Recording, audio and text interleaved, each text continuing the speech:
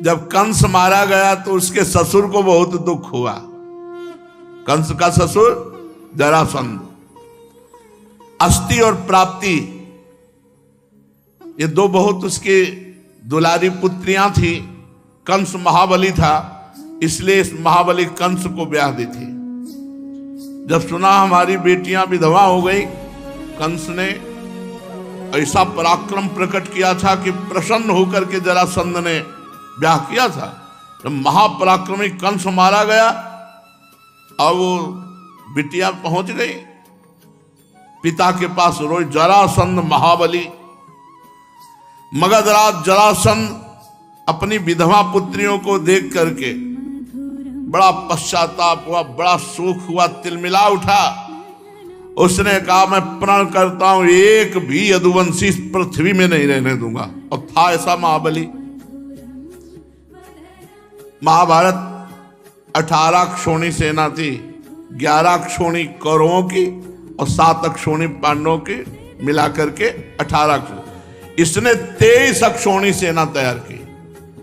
जरासंध ने 23 अक्षोणी सेना तैयार की और यदुवंशियों की राजधानी मथुरा को चारों ओर से घेर लिया। हड़कंप मच गया, पूरी मथुरा पूरी घिर गई। 23 अक्षोणी सेना, चारों तरफ से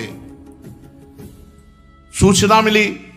भगवान श्री कृष्ण ने देखा जरासंध की सेना क्या है, उमड़ता हुआ समुद्र है और चारों तरफ से मथुरा घेर चुकी है और पूरे मथुरावासी भयभीत, प्राण व्याकुल। भगवान श्री कृष्ण ने कहा कि कोई भी विचलित मत हो, कुछ नहीं बिगाड़ पाएगा ये जरासंध। भगवान ने मगधराज जरासंध को नरपतियों की पैदल, घुड़सवार, रथी, हाथियों की 23 अक्षोणी सेना देखी।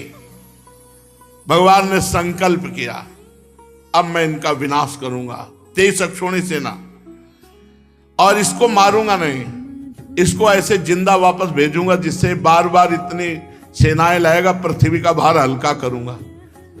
सुनो भाई, मुर्गा बकरा खाने वाले वो कहते हैं हम पृथ्वी का भार हल्का कर रहे हैं। हाँ, इनका अवतार हुआ पृथ्वी का भार हल्का करने के लिए। कहते अगर हम खाएंगे नहीं तो ये जीव बहुत बढ़ जाएंगे। अरे पृथ्वी का हल्का करने के लिए भगवान है यार, तुम काहे को पाप करते हो। अब मेरे अवतार का प्रयोजन यही है, समय समय पर धर्म रक्षा के लिए, बढ़ते हुए अधर्म को रोकने के लिए मैं अनेकों शरीर ग्रहण करता हूं। भगवान ने तुरंत संकल्प किया। आकाश में शास्त्रों सूर्य जैसे चमकते हुए 2 रथ आ गए, युद्ध की सारी सामग्रियों से सुसज्जित। भगवान का दिव्य सारथी दारुक एक रथ को हाँक रहे थे, दूसरे में भगवान बलराम जी के आयुध, दिव्य सनातन भगवान के आयुध, सुदर्शन चक्र, कौमोद की गदा, ये सब उपस्थित हो गए। बलराम जी से कहा भैया समेटा जाए इनको, 23 अक्षोणी सेना है, 23 अक्षोणी सेना। आज हमें अपना मानने वाले यदुवंशियों पर भारी विपत्ति आ गई है। देखो ये आपके दिव्य आयुध आपकी शोभा बढ़ाने के लिए आ गए। भगवान बलराम जी का हल और मूसल, हल से फंसाकर मूसल से, और भगवान के तो दिव्य अस्त्र ही हैं। अब आप इस रथ पर सवार होइए और शत्रु सेना का संहार कीजिए और अपने स्वजनों को विपत्ति से बचाइए। साधुओं की रक्षा करना हम दोनों का अवतार ग्रहण करने का उद्देश्य है। 23 अक्षोणी सेनाएं पृथ्वी का विपुल भार है, हे भ्राताश्री से नष्ट कीजिए, भगवान श्री कृष्ण ने बलराम जी से कहा। अब भगवान श्री कृष्ण और बलराम जी ने सलाह करके कवच धारण किया, रथ पर सवार हुए, मथुरा से निकले। छोटे से सेना जो अंग रक्षा कर रही थी, आगे आगे श्री कृष्ण और बलराम जी। श्री कृष्ण रथ हाँक रहा था दारुक। भगवान पुरी से बाहर निकलकर 5 जन शंख का नाद किया। शंख की भयंकर ध्वनि सुनकर के 23 अक्षोणी सेना थर थर कांपने लगी। शंख ध्वनि सुनकर के मगधराज जरासंध ने देखा कि इतनी जोर की शंख ध्वनि, अपना रथ बढ़ाकर सामने लाया और कहा, बच्चा तू ही कृष्ण है? क्यों? जरासंध कंस का ससुर, तो भगवान तो बच्चा लग ही रहे। 11 वर्ष में यहां से पधारे तो कुछ वर्ष गुरुकुल सेवन किए होंगे। कह रहते तो 9 किशोर, ये कोई दाढ़ी मुझ थोड़ी आ जाती है। भगवान सदैव 9 किशोर रहते हैं। तो कह रहा है, बच्चा तू ही कृष्ण है? अरे पुरुषाधम, तूने हमारे दामाद कंस को मारा। भगवान तो कोमल भुजा ऐसे दिखाई दे रहे। अरे तू तो निरावित बच्चा है और कंस को मार डाला। बड़ा उसको आश्चर्य हो रहा है कि ये बच्चा कैसे कंस को मार डाला। और ये नहीं सोच रहे कि जब निरा बच्चा थे 6 दिन के, तब पूतना को मार दिया था। तेरे साथ तो नहीं लड़ूंगा, क्योंकि मुझ जैसे वीर को तेरे जैसे बच्चे से लड़ने में कोई लाभ नहीं। हार जाए जीत जाए कोई लाभ नहीं, तेरे से तो नहीं लड़ूंगा। या तू इतने दिनों तक छिपता फिरता रहा, तूने कैसे कंस को मार डाला? उसको बड़ा आश्चर्य हो रहा है कि ये बच्चा कंस को कैसे मार सकता है। लेकिन तू अपने मामा का हत्यारा है, फिर भी मैं तेरे साथ नहीं लड़ूंगा। तू बच्चा है, जा भाग जा मेरे सामने से। ऐसे जरासंध बोल रहा है, बड़ा अभिमानी है। हाँ, थोड़ा यदि बलराम चाहे तो लड़ सकते हैं। बलराम तुम्हारी श्रद्धा है मर करके स्वर्ग जाने की। अगर थोड़ी भी हिम्मत हो तो हिम्मत बांध करके मुझसे जैसे चाहे तैसे लड़ ले। और ये नहीं समझ रहे कि पूरा अनंत ब्रह्मांड इन्हीं के फड़ पे है। शेषावतार भगवान बलराम जी, मैं अभी अपने बाणों से छिन्न भिन्न करके तुझे स्वर्ग पहुंचा देता हूं। भगवान श्री कृष्ण ने कहा, मगधराज तुम सूरवीर हो। सूरवीर तो ऐसे नहीं होते। सूरवीर तो युद्ध करते हैं, डींग नहीं हाँकते। तुम अपने बौल और परुष का तो बहुत बड़ा घमंड रखते हो। चाहूं तो तेरी अभी मृत्यु कर सकता हूं, लेकिन मारूंगा नहीं तुझे। भगवान श्री कृष्ण ने कहा, तू ऐसे बक रहा है जैसे मरने वाला सन्निपात में बकता है। बक ले। हमारे जैसे वीर तेरे जैसे डींग हाँकने वालों की बात नहीं सुनते। परीक्षित, जैसे वायु बादलों से सूर्य को और धुएं आग को ढक लेती है, ऐसे ही भगवान श्री कृष्ण को चारों तरफ से मगधराज की सेना ने घेर लिया और बाणों की वर्षा कर दी चारों तरफ से। यहां तक कि भगवान का रथ सारथी कुछ नहीं दिखाई दे रहा, आधा धुंध, चारों तरफ से बाण चल रहे। अब जो अटारियों पर चढ़े हुए मथुरावासी देख रहे, सब हाहाकार मच गया कि अभी तो प्रारंभ ही हुआ युद्ध। भगवान का, बलराम जी का और श्री कृष्ण का सब रथ और सब ढक गया बाणों से। भगवान श्री कृष्णचंद्र जी की गरुण चिन्हित ध्वजा और बलराम जी की ताल चिन्हित ध्वजा, ये सब ढक गई। तो मथुरावासी तो सोचे अब तो मार ही डालेंगे हम सबको, क्योंकि जब वहां ये हालत है तो यहां तो। लेकिन ये एक क्षण के लिए ऐसा हुआ। भगवान श्री कृष्णचंद्र ने देखा कि सूरवीर हैं ये भाई, बड़े बड़े लड़ाकू हैं। जैसे पानी की बूंदें बरसती हैं, ऐसे बाण वर्षा भगवान के ऊपर हो रही थी।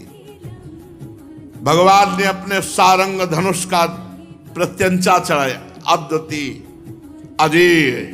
ये सारंग धनुष ऐसा है, अद्वितीय अजेय। सारंग धनुष की टंकार करके जे ही एक बाण चढ़ाया, बस जे ही एक बाण चढ़ा के छोड़ा तो अनंत बाण रूप धारण करके सब बाणों को काट करके सैनिकों का संहार करने लगे। ये भगवान के धनुष और बाण का चमत्कार। झुंड के झुंड उसी से बाण निकलने लगे और सब जितने बाण थे सब बाणों को काट करके और जितने सैनिक थे सबको काटने लगे। भगवान बड़ी फुर्ती से अलाप चक्र की तरह घूमकर चारों तरफ बाण संधान। हाथी, घोड़े, रथ, पैदल, चतुरंगनी सेना का संहार होने लगा। भगवान के बाणों से हाथियों के सर कट गए और मरकर गिरने लगे। बाणों की बौछार से घोड़े, मनुष्य, जो सबको, पैदल सेना की बाहें, जांग, सिर अलग अलग कटकर गिरने लगे। अमित तेजस्वी भगवान बलराम जी ने हल और मूसल संभाला। हजार हजार, 10-10 हजार ऐसे हल में फंसा कर एक ही मूसल में राधे श्याम कर देते। अब भगवान बलराम जी का बल, अरे पूरी पृथ्वी ब्रह्मांडों को सरसों की दाने की तरह अपने फण में धारण किए हुए है।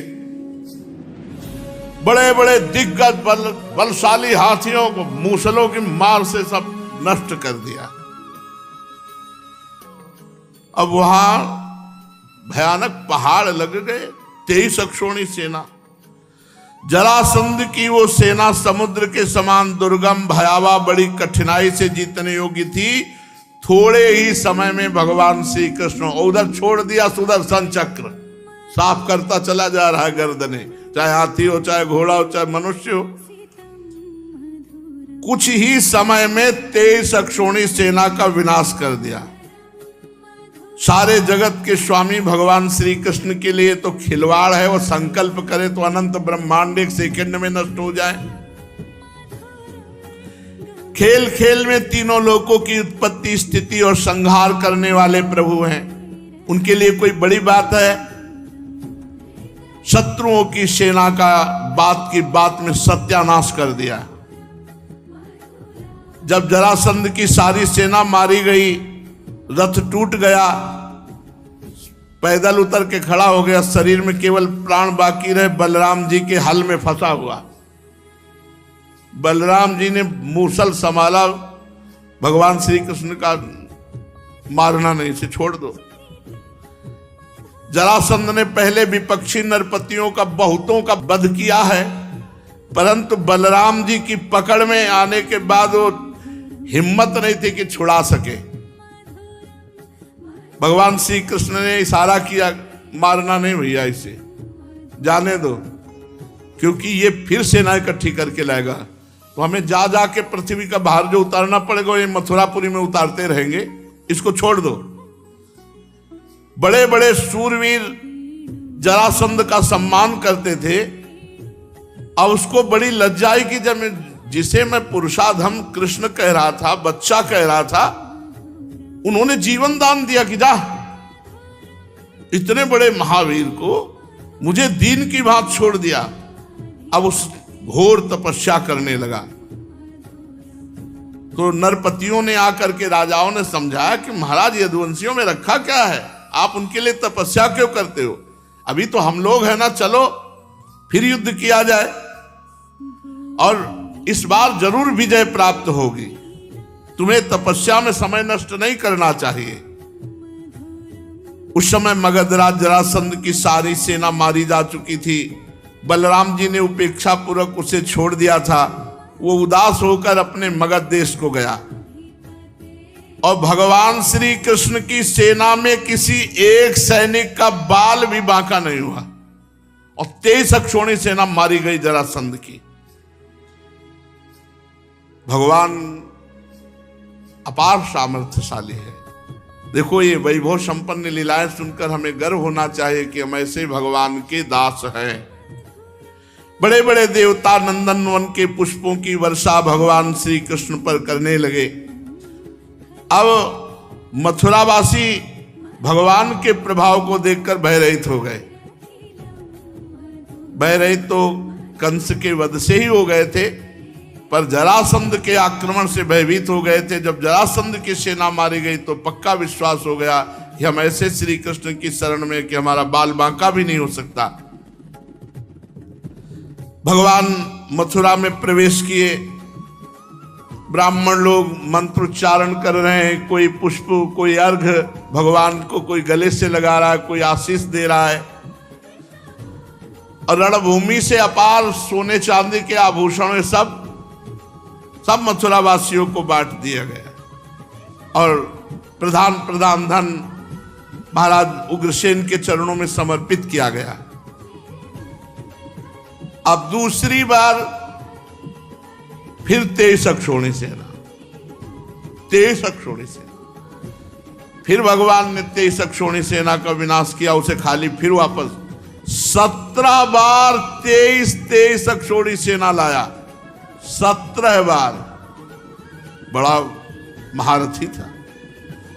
17 बार 23 अक्षौणी सेना इकट्ठी करके मगधराज जरासंध ने भगवान श्री कृष्ण के द्वारा सुरक्षित यदुवंशियों से युद्ध किया, किंतु हर बार भगवान की शक्ति के सामने सब नष्ट हो जाता, सारी सेना नष्ट हो जाती और भगवान बलराम जी फिर उसे उपेक्षा पूर्वक छोड़ देते।